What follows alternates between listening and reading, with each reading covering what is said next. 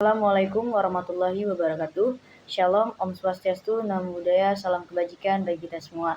Perkenalkan, saya Sinta Lizariawan, jurusan Ilmu Kelautan Angkatan 2024 dengan NIM 0805 1282 429023, kelas L1 Ganjil. Baik, jadi di sini saya akan membahas hasil dari praktikum mata kuliah survei dan pemetaan sumber daya laut, yang dimana materinya itu pengenalan alat survei dan pemetaan.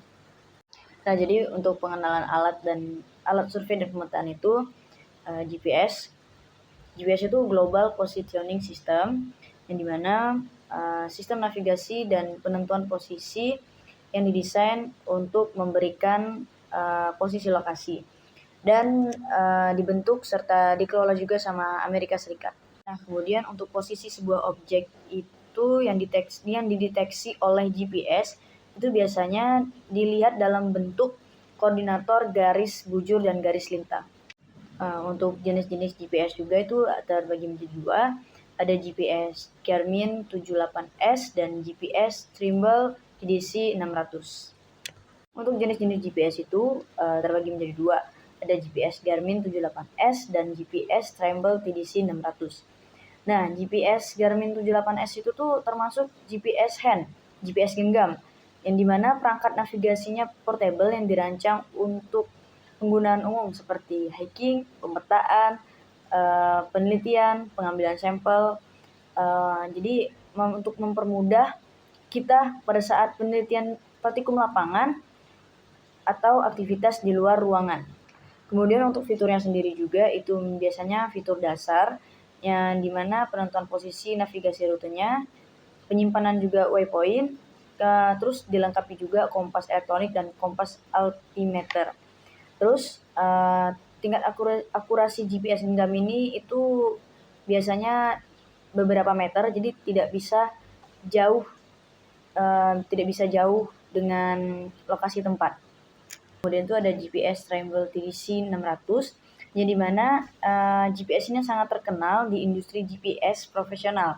Jadi harganya juga lumayan, terus menawarkan perangkat GPS dengan akurasi yang tinggi. Jadi ini GPS ini bisa digunakan untuk pemetaan, survei tanah, pertanian presi, serta konstruksi dan pemantauan lingkungan. Jadi untuk fiturnya ini sangat lengkap dan canggih seperti RTK, Real Time Kinematic, yang memungkinkan akurasi itu sangat tinggi tingkat sentimeter. Jadi kemampuannya itu bisa dipakai jarak jauh, beda dengan GPS hand tadi. Nah, pengenalan alat survei dan pemetaan ini bukan hanya GPS saja, namun melainkan ada kompas.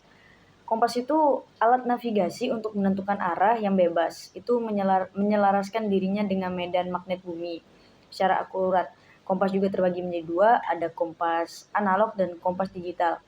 Nah, untuk perbedaan kompas analog dan kompas digital itu, kompas analog itu menggunakan petunjuk arah serta jarum-jarum kayak kompas yang bisa kita lihat itu bisa dibawa kemana-mana.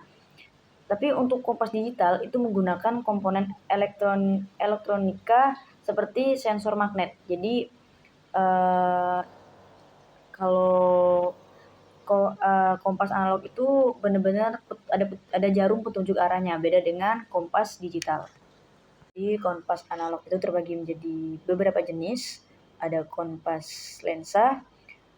Kompas lensa itu kompas yang merupakan kompas yang dilengkapi dengan lensa bioncave. Ini berfungsi untuk mempermudah dalam pembacaannya. Namun untuk pengukuran besar sudut kompas itu kurang akurat. Kemudian ada kompas bidik. Kompas bidik itu disebut dengan kompas prisma. Kompas yang berfungsi sebagai pembidik besar derajat pada sebuah batang alam sebenarnya. Jadi untuk diproyeksikan dalam peta, jenis kompas ini sering digunakan. Jadi untuk pemetaan, untuk survei itu biasanya menggunakan kompas bidik. Kemudian ada kompas orientering, kompas yang digunakan dalam orientasi perhitungan dan pembacaan peta secara langsung. Kompas ini biasanya memiliki wadah transparan yang memudahkan pembaca terhadap peta yang ditaruh di wadah itu. Jadi adapun bagian-bagian kompas, ini kompas bidik itu memiliki bagian-bagian sebagai berikut. Yang pertama ada dial, itu tempat permukaan angka dan huruf, yang dimana pada dial tersebut tuh ada satuan derajat, mulai dari 0 derajat sampai 360 derajat. Kemudian untuk huruf itu ada huruf awalan arah mata angin kayak north, east, west, dan south. Kemudian tuh ada tutup dial. Tutup dial itu tutup kompas tersebut dengan 2 garis bersudut 45 derajat. Jadi tutup itu bisa diputar. Kemudian ada visir. Visir itu lubang dengan kawat halus pembidik sasaran. Ada kaca pembesar untuk melihat derajat kompasnya. Ada juga jarum petunjuk, itu selalu menunjuk utara magnet. Kemudian alat penggantung, tempat ibu jari kita tuh menopang, jadi bisa menahan kompas atau memegang kompas. Jadi yang terakhir, kesimpulan dari pembahasan materi pengenalan alat survei dan pemetaan itu,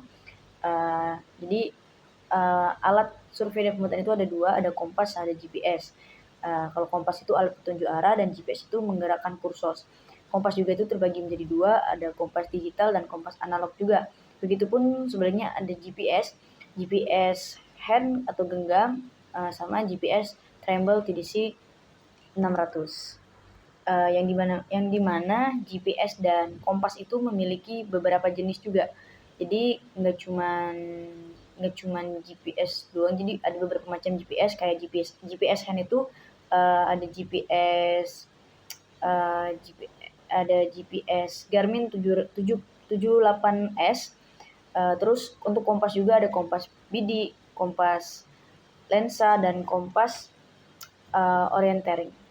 Untuk saran juga dari saya, semoga praktikum selanjutnya itu bisa lebih kondusif lagi, dan untuk abang kakak asistennya juga bisa harap dapat memperlambat dan